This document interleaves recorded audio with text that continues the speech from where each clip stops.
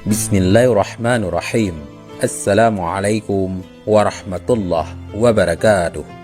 Kembali lagi di channel Pena Pencari Hikmah. Kali ini kita akan bahas malaikat menyuruh iblis bertemu Rasulullah Shallallahu Alaihi Wasallam. Ketika para sahabat sedang bersama Rasulullah Shallallahu Alaihi Wasallam di kediaman seorang sahabat Ansar, tiba-tiba terdengar panggilan seseorang dari luar rumah. "Wahai penghuni rumah, bolehkah aku masuk? Sebab kalian akan memerlukanku." Rasulullah Shallallahu Alaihi Wasallam bersabda, "Tahukah kalian siapa yang memanggil?" Kami menjawab, "Allah dan Rasulnya yang lebih tahu." Beliau melanjutkan, "Itu iblis, laknat Allah bersamanya." Umar bin Khattab berkata, "Izinkan aku membunuhnya, wahai Rasulullah." Nabi menahannya. "Sabar wahai Umar, bukankah kamu tahu bahwa Allah memberinya kesempatan hingga hari kiamat? Lebih baik bukakan pintu untuknya. Sebab ia telah diperintahkan untuk ini. Fahamilah apa yang hendak ia katakan dan dengarkan dengan baik." Ibnu Abbas radhiyallahu an berkata, pintu lalu dibuka. Ternyata dia seperti orang tua yang cacat satu matanya. Di janggutnya terdapat 7 helai rambut seperti rambut kuda. Taringnya terlihat seperti taring babi, bibirnya seperti bibir sapi. Iblis berkata, "Salam untukmu Muhammad, salam untukmu para hadirin." Rasulullah Shallallahu Alaihi Wasallam menjawab, "Salam hanya milik Allah Subhanahu Wa Taala. Sebagai makhluk yang terlaknat, apa keperluanmu?" Iblis menjawab, "Wahai Muhammad, aku datang ke sini bukan atas kemauanku, namun karena terpaksa." "Siapa yang memaksamu?" "Seorang malaikat utusan Allah mendatangiku dan berkata, Allah Subhanahu wa Ta'ala memerintahkanmu untuk mendatangi Muhammad sambil menundukkan diri. Beritahu Muhammad tentang caramu dalam menggoda manusia. Jawablah dengan jujur semua pertanyaannya. Demi kebesaran Allah, andai kau berdusta satu kali saja, maka Allah akan jadikan dirimu debu yang ditiup angin. Oleh karena itu, aku sekarang mendatangimu. Tanyalah apa yang hendak kau tanyakan. Jika aku berdusta, aku akan dicaci oleh setiap musuhku. Tidak ada sesuatu apapun yang paling besar menimpaku daripada cacian musuh." Rasulullah Shallallahu Alaihi Wasallam lalu bertanya kepada iblis, "Kalau kau benar jujur, siapakah manusia yang paling kau benci?" Iblis segera menjawab, Kamu dan orang sepertimu adalah makhluk Allah yang paling aku benci." "Siapa selanjutnya?" "Pemuda yang bertakwa yang memberikan dirinya mengabdi kepada Allah Subhanahu wa Ta'ala." "Lalu siapa lagi?" "Orang alim dan wara'ah." "Lalu siapa lagi?" "Orang yang selalu bersuci." "Siapa lagi?" "Seorang fakir yang sabar dan tak pernah mengeluhkan kesulitannya kepada orang lain." "Apa tanda kesabarannya?" "Wahai Muhammad, jika ia tidak mengeluhkan kesulitannya kepada orang lain selama 3 hari, Allah akan memberi pahala orang-orang yang sabar." "Selanjutnya apa?" "Orang kaya yang bersyukur." "Apa tanda kesyukurannya?"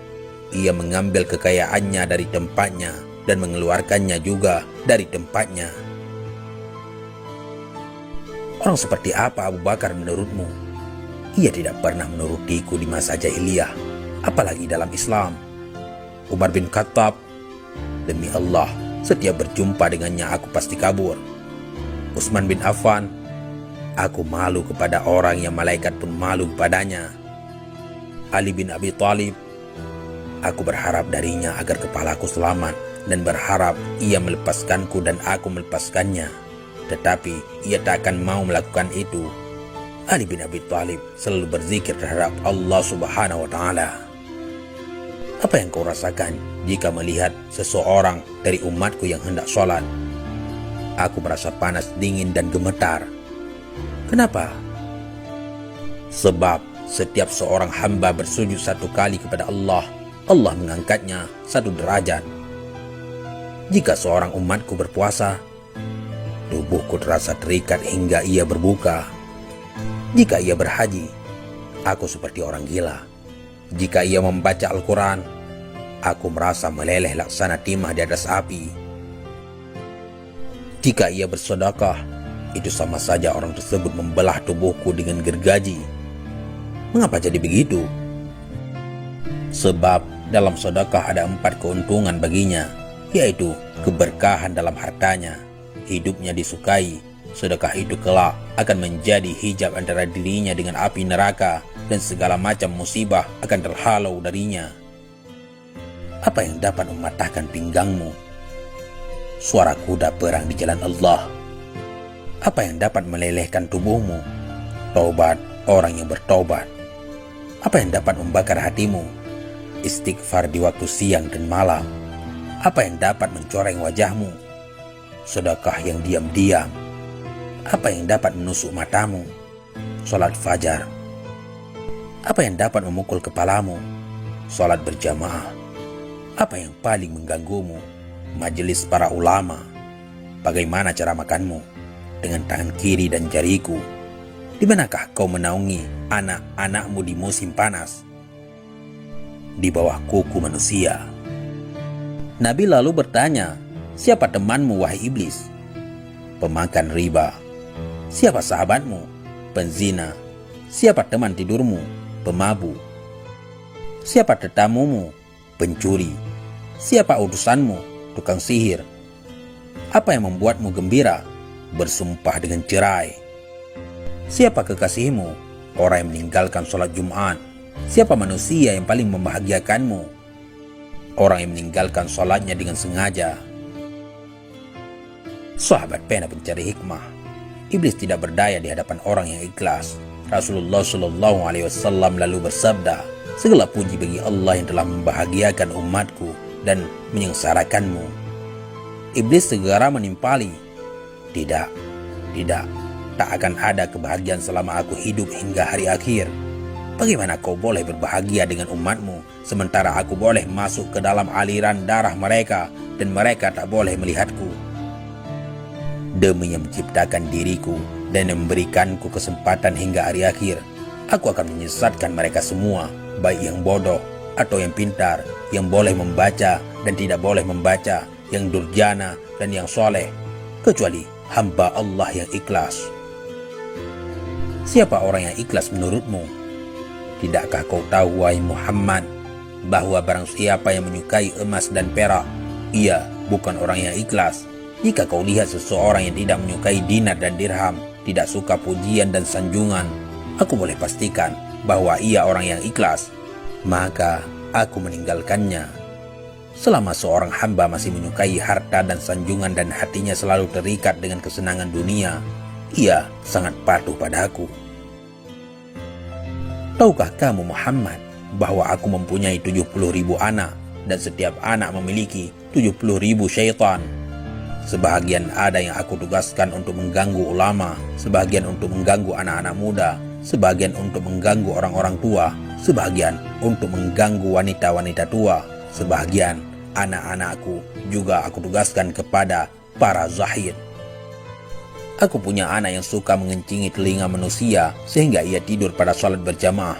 Tanpanya manusia tidak akan mengantuk pada waktu salat berjamaah.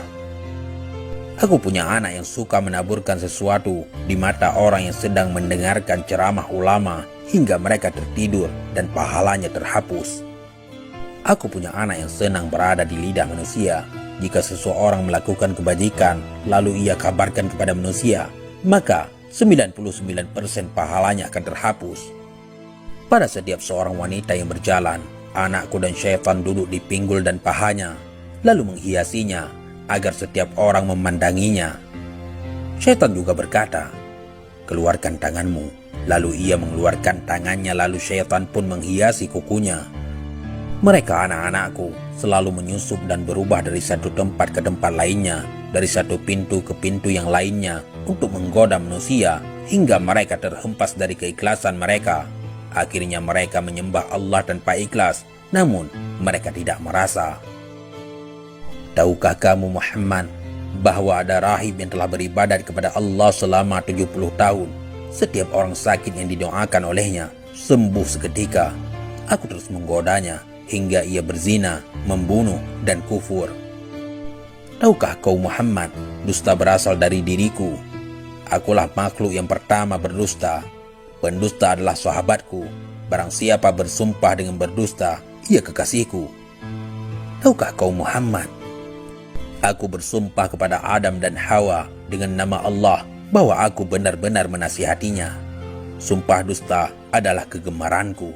Ghibah dan namimah atau adu domba adalah kesenanganku. Kesaksian palsu kegembiraanku. Orang yang bersumpah untuk menceraikan istrinya, ia berada di pinggir dosa, walau hanya sekali dan walaupun ia benar. Sebab barang siapa yang membiasakan dengan kata-kata cerai, istrinya menjadi haram baginya. Kemudian ia akan beranak cucu hingga hari kiamat. Jadi semua anak-anak zina, dan ia masuk neraka hanya karena satu kalimat, yaitu cerai. Wahai Muhammad, umatmu ada yang suka lalai semasa sholat. Setiap ia hendak berdiri untuk sholat, aku bisikkan padanya waktu masih lama. Kamu masih sibuk. Lalu ia menundanya hingga ia melaksanakan sholat di luar waktu. Maka sholat itu dipukulkannya ke mukanya. Jika ia berhasil mengalahkanku, aku biarkan ia sholat. Namun aku bisikkan ke telinganya, lihat kiri dan kananmu. Dia pun menoleh. Pada masa itu aku usap dengan tanganku dan kucium keningnya serta aku katakan, sholatmu tidak sah. Bukankah kamu tahu Muhammad, orang yang banyak menoleh dalam sholatnya akan dipukul? Jika ia sholat sendirian, aku suruh ia bergegas. Ia pun sholat seperti ayam yang mematuk beras. Jika ia berhasil mengalahkanku dan ia sholat berjamaah, aku ikat lehernya dengan tali hingga ia mengangkat kepalanya sebelum imam atau meletakkannya sebelum imam. Kamu tahu bahwa melakukan itu batal sholatnya dan wajahnya akan dirubah menjadi wajah keledai. Jika ia berhasil mengalahkanku, aku tiup hidungnya hingga ia menguap dalam sholat. Jika ia tidak menutup mulutnya ketika menguap, syaitan akan masuk ke dalam dirinya dan membuatnya menjadi bertambah serakah dan gila dunia. Dan dia pun semakin taat kepadaku. Kebahagiaan apa untukmu? Sedang aku memerintahkan orang miskin agar meninggalkan sholat. Aku katakan padanya, kamu tidak wajib sholat. Sholat hanya wajib untuk orang yang berkemampuan dan sehat. Orang sakit dan miskin tidak. Jika kehidupanmu telah berubah, baru kau salat. Ia pun mati dalam kekafiran. Jika ia mati sambil meninggalkan salat, maka Allah akan menemuinya dalam kemurkaan. Wahai Muhammad, jika aku berdusta, Allah akan menjadikanku debu. Wahai Muhammad, apakah kau akan bergembira dengan umatmu, padahal aku mengeluarkan 1/6 mereka dari Islam? Berapa yang kau pinta dari Tuhanmu? 10 macam. Apa saja? Aku minta agar Allah membiarkanku berbagi dalam harta dan anak manusia. Allah mengizinkan. Allah berfirman, berbagilah dengan manusia dalam harta dan anak, dan janjikanlah mereka. Tidaklah janji syaitan kecuali tipuan. Harta yang tidak dizakatkan, aku makan darinya. Aku juga makan dari makanan haram dan yang dicampur dengan riba. Aku juga makan dari makanan yang tidak dibacakan nama Allah. Aku minta agar Allah membiarkanku ikut bersama dengan orang yang berhubungan dengan istrinya tanpa berlindung dengan Allah. Maka syaitan ikut bersamanya dan anak yang dilahirkan akan sangat patuh kepada syaitan. Aku minta agar boleh ikut bersama dengan orang yang menaiki kendaraan bukan untuk tujuan yang halal. Aku minta agar Allah menjadikan bilik mandi sebagai rumahku. Aku minta agar Allah menjadikan pasar sebagai masjidku. Aku minta agar Allah menjadikan syair sebagai Qur'anku. Aku minta agar Allah menjadikan pemabuk sebagai teman tidurku. Aku minta agar Allah memberikanku saudara. Maka ia jadikan orang yang membelanjakan hartanya untuk maksiat sebagai saudaraku. Allah berfirman, orang-orang boros adalah saudara-saudara syaitan. Wahai Muhammad, aku minta agar Allah membuatku boleh melihat manusia sementara mereka tidak boleh melihatku. Dan aku minta agar Allah memberiku kemampuan untuk mengalir dalam aliran darah manusia. Allah menjawab, silakan. Aku bangga dengan hal itu hingga hari kiamat. Sebagian besar manusia bersamaku di hari kiamat. Iblis berkata lagi, "Wahai Muhammad, aku tak boleh menyesatkan orang sedikit pun. Aku hanya boleh membisikkan dan menggoda. Jika aku boleh menyesatkan, tak akan tersisa seorang pun. Sebagaimana dirimu, kamu tidak boleh memberi hidayah sedikit pun. Engkau hanya rasul yang menyampaikan amanah. Jika kau boleh memberi hidayah, tak akan ada seorang kafir pun di muka bumi ini. Kau hanya boleh menjadi penyebab untuk orang yang telah ditentukan sengsara. Orang yang bahagia adalah orang yang telah ditulis bahagia sejak di perut ibunya. Dan orang yang sengsara adalah orang yang telah ditulis sengsara semenjak dalam kandungan ibunya." Rasulullah Shallallahu Alaihi Wasallam lalu membaca ayat, "Mereka akan terus berselisih kecuali orang yang dirahmati oleh Allah Subhanahu Wa Taala." Kemudian Rasulullah juga membaca, "Sesungguhnya ketentuan Allah pasti berlaku." Iblis lalu berkata, "Wahai Rasul Allah, takdir telah ditentukan dan pena takdir telah kering. Maksudnya Allah yang menjadikanmu pemimpin para nabi dan rasul, pemimpin penduduk surga, dan yang telah menjadikan aku pemimpin makhluk-makhluk celaka dan pemimpin penduduk neraka. Aku si celaka yang terusir.